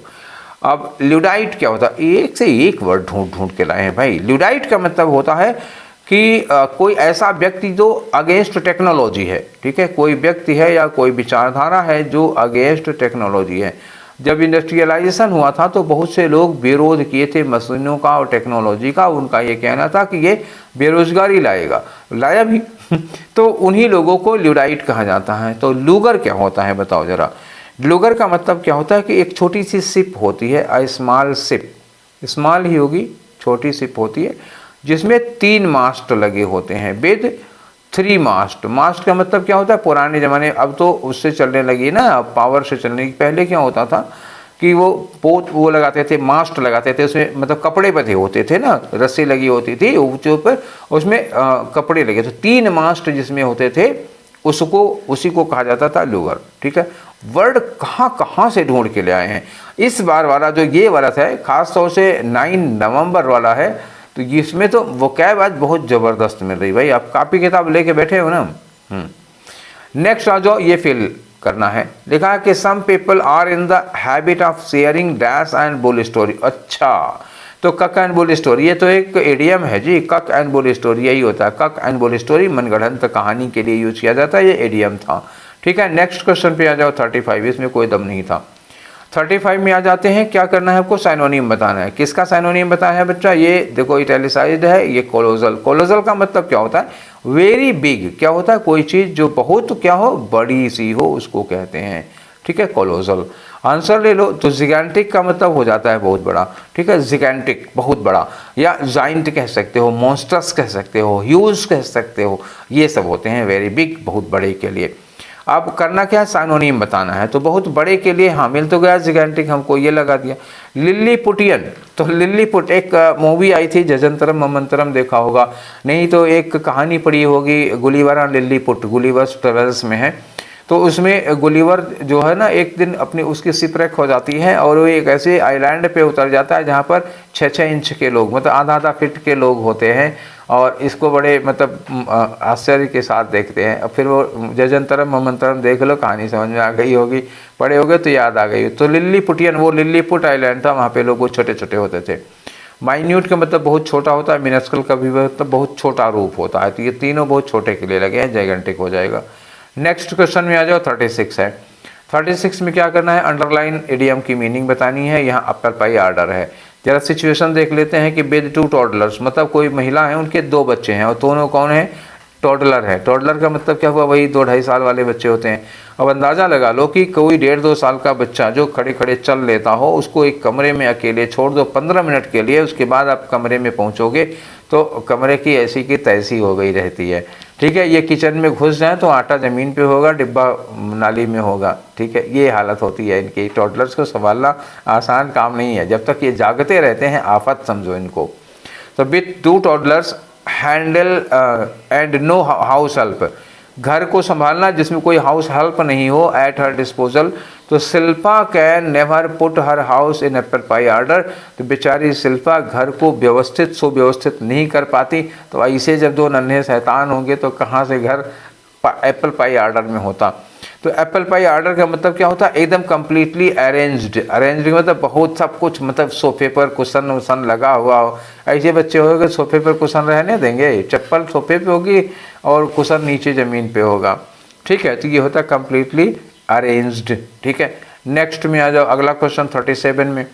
37 में बच्चा क्या है, दैट कैन सब्सटीट्यूट, अंडरलाइन ये किया हुआ है, पढ़ के देखो, लिखा है when the weather is hot, जब खूब गर्मी पड़ती है तो I will like to eat ice cream. I will like, ये हमेशा की पसंद है। कोई चीज़ आपको पसंद है तो परमानेंट होगी, फ्यूचर में नहीं होगी, ना पास्ट ना फ्यूचर, परमानेंट होती है। और परमानेंट चीज़ के लिए हम क्या लगाते हैं, प्रेजेंट इंडेफिनिट टेंस पढ़िए, प्रेजेंट इंडेफिनिट यूज किया जाता है। चलिए नेक्स्ट क्वेश्चन करते हैं। अगला क्वेश्चन है 38। 38 में क्या करेंगे, 1 वर्ड सब्सटीट्यूशन। सेंटेंस क्या है कि one who takes dark view of things, कोई ऐसा व्यक्ति जो चीज़ों को नेगेटिव सेंस में देखता है। ठीक, अगर उनके पास स्कूटर है तो वो मतलब सुखी नहीं है, खुश नहीं है। उनको लगता है यार मेरे पास स्कूटर ही तो है, लोगों के पास कार है, कार होगी तो बड़े परेशान होंगे यार, मतलब कार तो है लेकिन हमारे पास थार या सफारी नहीं है, मर्सिडीज नहीं है, मतलब he is not satisfied. He always thinks the empty side of his life, अपने में क्या नहीं है मेरे पास यही देखता है, तो डार्क व्यू देखता है। ऐसे लोगों को क्या कहा जाता है, पेसिमिस्ट कहते हैं, निराशावादी होते हैं। पेडेंट कौन होता है, पेडेंट मतलब एक ऐसा व्यक्ति होता है जिसको नॉलेज अच्छी खासी होती है, बड़ा ज्ञानी होता है, लेकिन एक ही कमी होती है, अक्सर वो अपने ज्ञान का दिखावा करता है। A person who is very intelligent, who is very knowledgeable, but he very often shows his knowledge, वो शो करता है, शो ऑफ बहुत ज़्यादा करता है। पेरिस्कोप क्या होता है, देखो पेरिस्कोप सबमरीन वगैरह में लगाई जाती हैं। सबमरीन समझ रहे हो, पनडुब्बी जो समुद्र के नीचे रहती है, उसमें पेरिस्कोप लगाई जाती है, जो सतह के बारे में, ऊपर की सरफेस के बारे में मतलब उनको दिखाते रहते हैं कि यहाँ पे कहाँ क्या चीज़ चल रही है, उसको पेरिस्कोप कहते हैं। पॉलीग्लॉट का मतलब क्या होता है, a person who can speak many language, जो कई भाषाएं बोल लेता है, बहुभाषी जो होता है उसको पॉलीग्लॉट कहा जाता है। फिलहाल आपका आंसर ये वाला था। नेक्स्ट आ जाओ 39 में। 39 में क्या है, आपको एंटोनिम बताना है किसका, कंसाइज का। तो his explanation is always concise. Concise का मतलब क्या होता है, बहुत ही संक्षिप्त रूप में होता है, बहुत बढ़ा चढ़ा करके, बहुत फैला के आदमी नहीं बोलता, छोटे में बात करता है। मतलब क्या कह सकते हो आप, ब्रीफ कह सकते हो कि उसके जो एक्सप्लेनेशन है बहुत ब्रीफ में होते हैं। तो फ्रैंक का मतलब क्या होता है, स्पष्टवादी होता हो, तो ये फ्रैंक तो यहाँ हो नहीं पाएगा। और प्रिसाइज क्या होता है, प्रिसाइज साइनोनिम हो जाएगा ना, कंसाइज प्रिसाइज क्या होते हैं, साइनोनिम होते हैं एक दूसरे के। लेंथी, हाँ लेंथी एंटोनिम हो सकता है, लेंथी मतलब बहुत बड़ा, बहुत लंबी बातें करता है। और इंटेलिजेंट का कोई मतलब नहीं है, तो आपका आंसर यहाँ क्या लगना चाहिए, लेंथी लगा दो। ठीक है, आगे आ जाओ। नेक्स्ट क्वेश्चन है 40 में। तो 40 में क्या करना है, यही सब्सटीट्यूशन वाला मैटर है। यहाँ तो लीड द वे, ही है, ही के साथ लीड लग ही नहीं सकता किसी कीमत पर। ठीक है, मतलब या तो इसमें एस लगाओ, गलत तो है, इसमें कोई दो राय नहीं है। As Simon had already been to the park, Simon चूंकि पहले ही पार्क गया है, वहाँ जा चुका है। अब देखो हैड लिखा, हैड के साथ ये क्या लिखा है, बीन। तो कहानी किस में जा रही है, पास्ट में, पास्ट में जा रही है। तो फिर ही लेड, ही लीड नहीं होगा, फिर क्या होगा, he led. He led the way for the other children.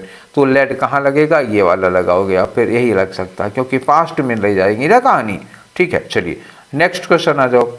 अगला वाला है आपका 41 से लेकर के 45 तक। इसमें करना क्या है, देखो एक पैराग्राफ दिया हुआ है, इसमें 5 क्वेश्चन होंगे। 5 क्वेश्चन में ये 4 ऑप्शन आपको देखने को मिल रहे होंगे, 5वां कुछ और टाइप का क्वेश्चन हो सकता है। ठीक है, तो पहले आपको इसको पढ़ना पड़ेगा, इसी के बाद ही कहानी आगे बढ़ सकती है। तो चलिए स्टार्ट करते हैं पढ़ना।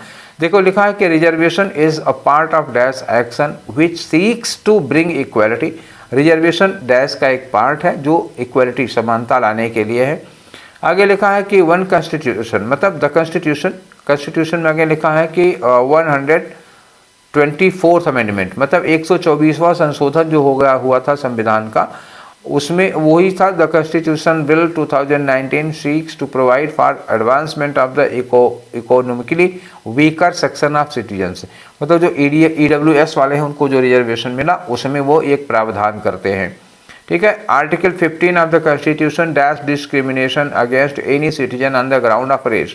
जो संविधान का आर्टिकल 15 है वो रोकता है, मना करता है किस पर, कि रेस के आधार पर, रिलीजन के आधार पर, कास्ट और सेक्स के आधार पर, बर्थ प्लेस के आधार पर हम किसी भी व्यक्ति के साथ भेदभाव नहीं करेंगे, ऐसा आर्टिकल 15 कहता है।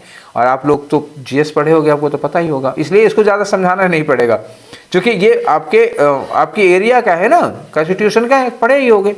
ठीक है, और जो EWS का रिजर्वेशन मिला वो भी आप जानते हो, तो इसमें बहुत मुश्किल नहीं है।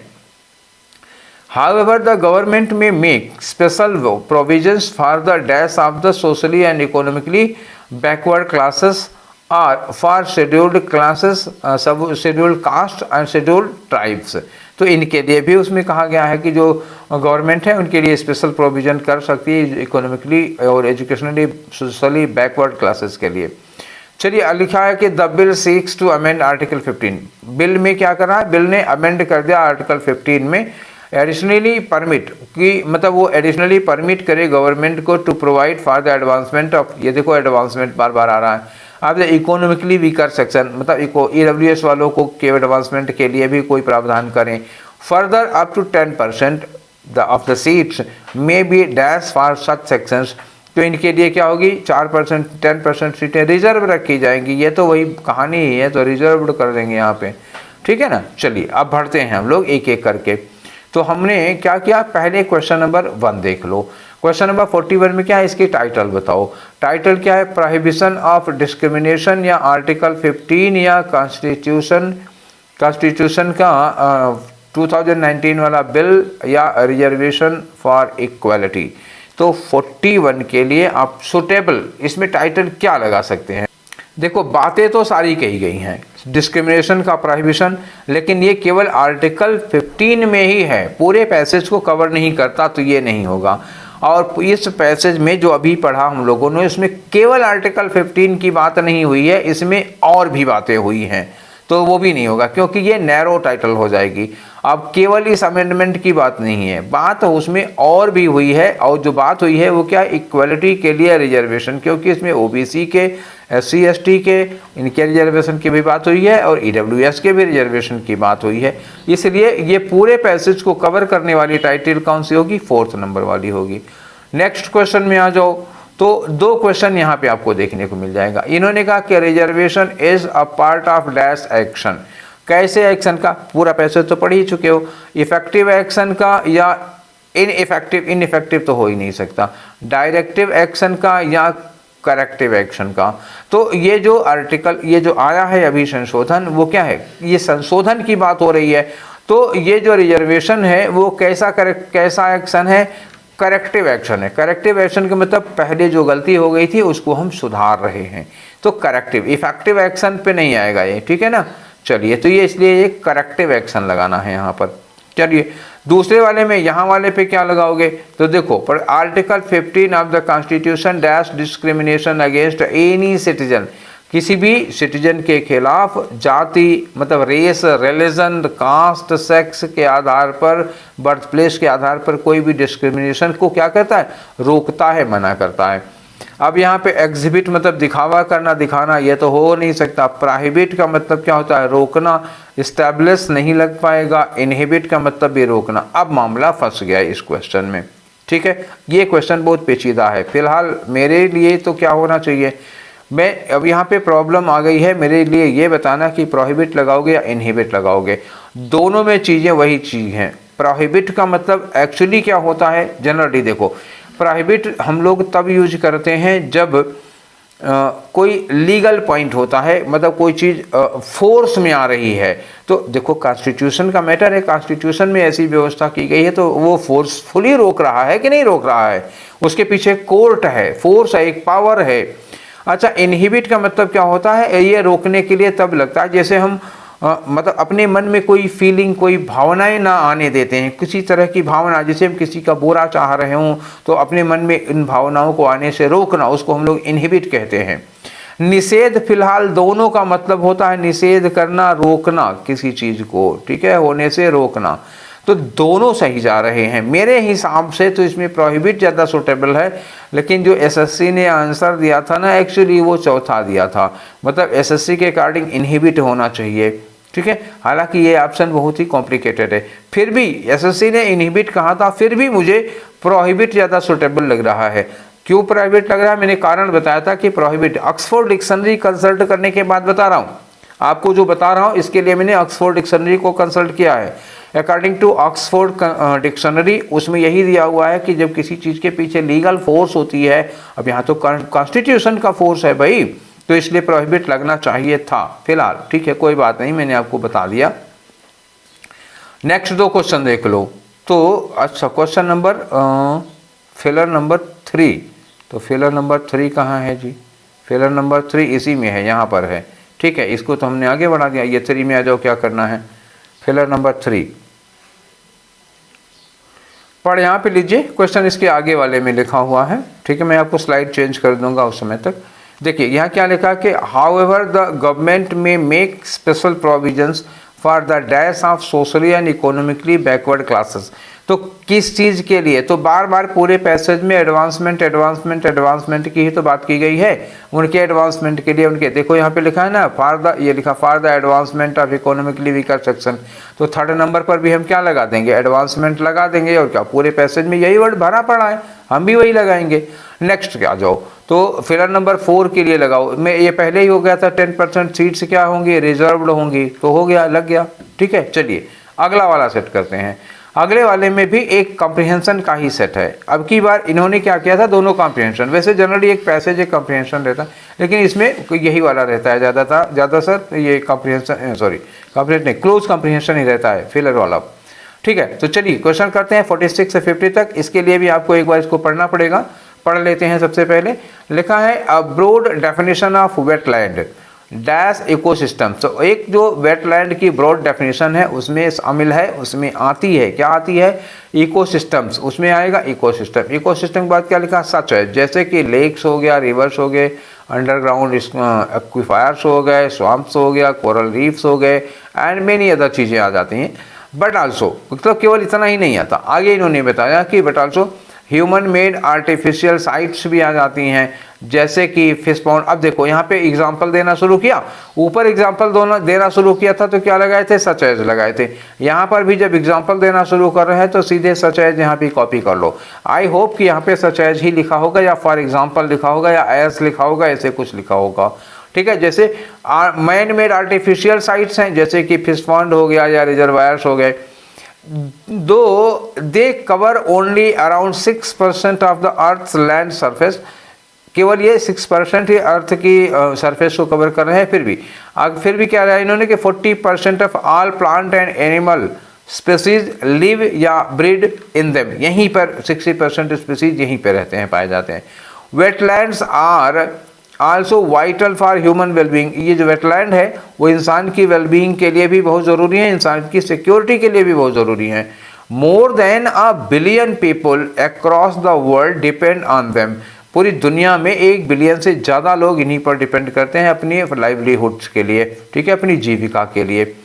अबाउट, देखो एक दिन आया था ना लाइवलीहुड्स, तो मैंने बताया था उस दिन जो CHSL में आया था, तो मैंने लाइवलीहुड्स कहा था कि ज़्यादा लोगों के लिए अगर लगाना हो तो लाइवलीहुड्स लगा सकते हो, ठीक है। About 1 in 8 people on Earth. आगे इन्होंने कहा कि according to the UN environmental programme UNEP, तो इसके according these ecosystems are also the unsung heroes. इसी में क्या होते हैं, कुछ अनसंग हीरोज होते हैं। अनसंग मतलब जिनके बारे में हम नहीं जानते, जिनके बारे में लोगों को जानकारी नहीं है, ठीक है। तो वहीं पे heroes of the climate crisis भी यहीं पे हैं।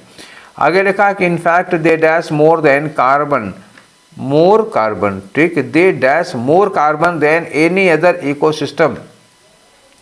तो दूसरे किसी इकोसिस्टम से ज़्यादा कार्बन ये क्या करेंगे, होल्ड करते हैं, मतलब रोकते हैं। तो ये कार्बन, देखो हमारे इकोसिस्टम के हीरो का मतलब क्या हुआ, हीरो का मतलब जो हमको प्रदूषण से बचाते हैं, जो कार्बन को सोख लेते हैं, एब्जॉर्ब कर लेते हैं। आगे लिखा इन्होंने कि विद पीट लैंड्स अलोन स्टोरिंग ट्वाइस। ये देखो आया ना पीटलैंड, इन्होंने कहा जो पीटलैंड है वो क्या करता है, वो स्टोर करता है। तो यहाँ पर भी क्या करेगा, स्टोर करने, होल्ड करने जैसा कोई वर्ड में लगाना होगा। Storing twice dash all world's forest, twice, अब ये ट्वाइस लग गया तो दो गुना हो गया, तो एज मच एज लगा सकते हो, यहाँ पे यही लगेगा, दो गुना उतना, एज मच एज। आगे लिखा एंड इनलैंड वेटलैंड, ठीक, inland wetland ecosystem absorb excess water and help prevent floods and droughts. ये काम भी करते हैं और हम क्या कहते हैं, फ्लड और ड्रॉट होने से रोकते हैं। Something critical to help, something critical to help. आगे लिखा है कम्युनिटीज एडॉप्ट, मतलब मदद करने के लिए, communities adapt to a changing climate, उसको एडॉप्ट कर लेते हैं, उसके अकॉर्डिंग अपने आप को ढाल लेते हैं।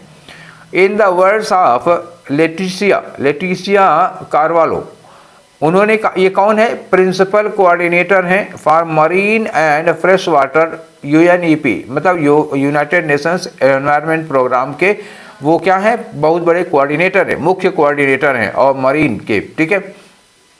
इन्होंने कहा कि हेल्दी वेटलैंड्स, ठीक है। आगे इन्होंने कहा punch above their weight in terms of benefits, ये इनका नारा इन्होंने बोला था।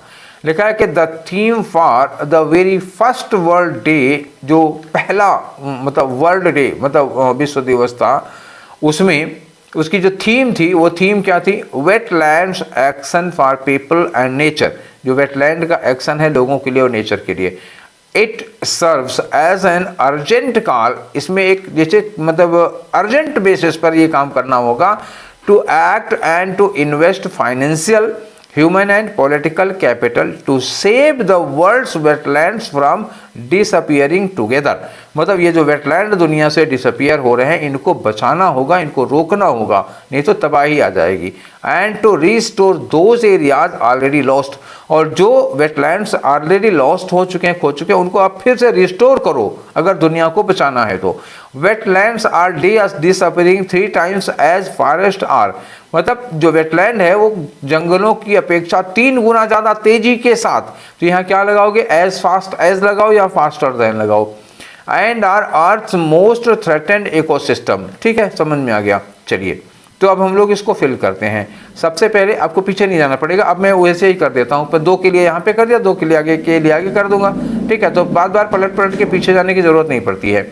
लिखा इन्होंने कि abroad definition of wetland dash ecosystem, तो डेफिनेशन, ये वेटलैंड की डेफिनेशन में क्या क्या चीज़ें शामिल हैं, तो लीव आउट तो होगा नहीं, बाहर छोड़ना नहीं, इंक्लूड करने के लिए ओमिट भी नहीं आएगा, एक्सक्लूड भी बाहर छोड़ने के लिए क्या होगा, इंक्लूड्स हो जाएगा। वेटलैंड की ब्रॉड डेफिनेशन में इंक्लूड हैं ये सारी चीज़ें, तो इंक्लूड लगाओगे आप ना, एक्सक्लूड और लीव आउट और ओमिट तो मतलब बाहर रखने के लिए हो जाएगा, ठीक, वो तीनों हो ही नहीं सकते। नेक्स्ट क्वेश्चन, इसके लिए आ जाओ।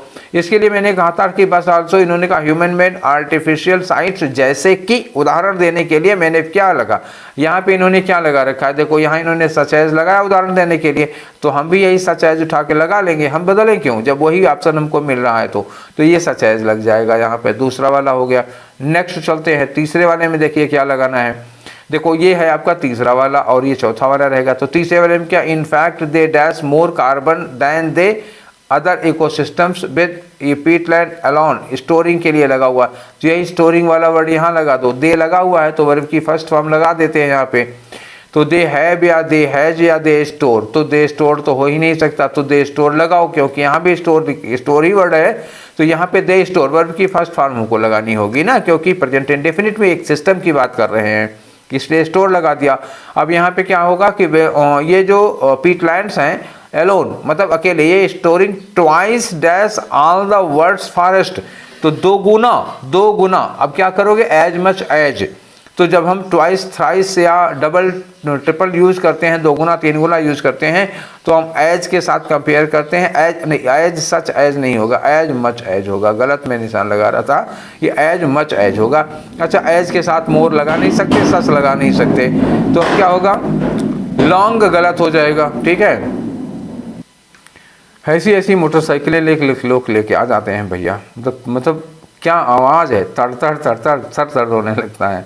ठीक है, नेक्स्ट आ जाओ, अगला एक क्वेश्चन और बचा रह गया आपका, फिलर नंबर 5। चलो यहाँ देख लेते हैं, बार हम पहले से ही चुके हैं। देखो, wetlands are disappearing 3 times dash forest are, तो जंगलों की अपेक्षा 3 गुना ज़्यादा तेजी से ये लोग गायब हो रहे हैं। तो स्पीड बताना, एज फास्ट एज, अगर हमको मिलता एज फास्ट एज तो हमको ज़्यादा सूटेबल, ज़्यादा करेक्ट ऑप्शन मिलेगा, और अगर एज फास्ट एज नहीं मिलता तो फास्टर देन करेंगे। ये फास्टर देन तो हमको मिल गया, ये फास्टेस्ट देन नहीं होगा, मोर देन होगा नहीं, मच देन होगा नहीं। ठीक है, तो आपके पास ऑप्शन कौन सा है, फास्टर देन का ही ऑप्शन बचा है। हालांकि जब हम लोग 3 टाइम्स 4 टाइम्स ऐसे यूज़ करते हैं तो हम कंपैरेटिव डिग्री यूज़ नहीं करते। एरर का क्वेश्चन होता तो ये आप ध्यान रखिएगा, नोट कर लीजिएगा, एरर के क्वेश्चन में अगर कहीं 2 गुना 3 गुना 4 गुना ऐसे आ जाए तो कभी उसके साथ कंपैरेटिव डिग्री नहीं लगानी। आप ये क्या यूज़ करेंगे, एज के साथ पॉजिटिव डिग्री और एज लगाएंगे। ठीक है, अगर कहीं लिखा होता 3 टाइम्स एज फास्ट एज, ये ज़्यादा सुटेबल, ग्रामेटिकली करेक्ट होता।